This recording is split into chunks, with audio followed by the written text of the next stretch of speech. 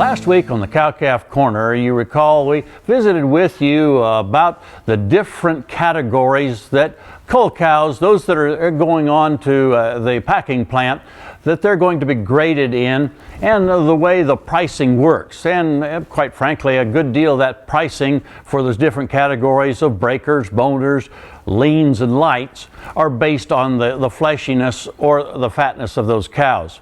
And part of the rationale as to why those different grades are priced differently is due to what we call the dressing percent. Dressing percent just is that calculation that is the carcass weight, that actually would have some saleable product for the packer, divided by the live weight, that they're actually buying the cow at as she goes through the auction arena. Dressing percent makes up a huge part of the pricing difference within each one of those grades as well.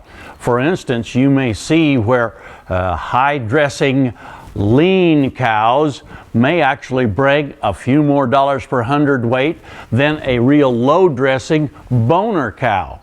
And it's just due to the fact that the packer buyers that are purchasing these cows are trying to get the most sellable dollar for the live cow that they purchase as it goes through the arena. Some of the things that will affect dressing percent, besides fleshiness, are primarily fill. If some of these cows look like they really are tanked up with a lot of water and feed in them as they were going to go across the sale weight scales, those cows will probably be discounted pretty heavily. Also, cows with very large udders or cows that are carrying lots of mud on their hide are again indications of something that adds live weight but certainly doesn't add any to the hanging carcass weight where there's some saleable product.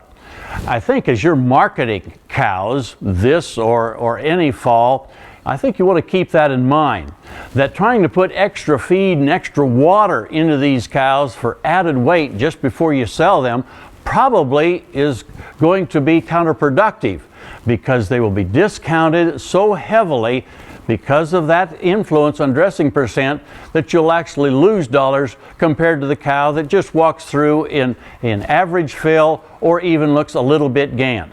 I think you want to keep this in mind as you're marketing cows. Understand that principle of dressing percent. It really does influence the price that packer buyers pay for these cows. Hey, we look forward to visiting with you once again next week on Sunup's Cow-Calf Corner.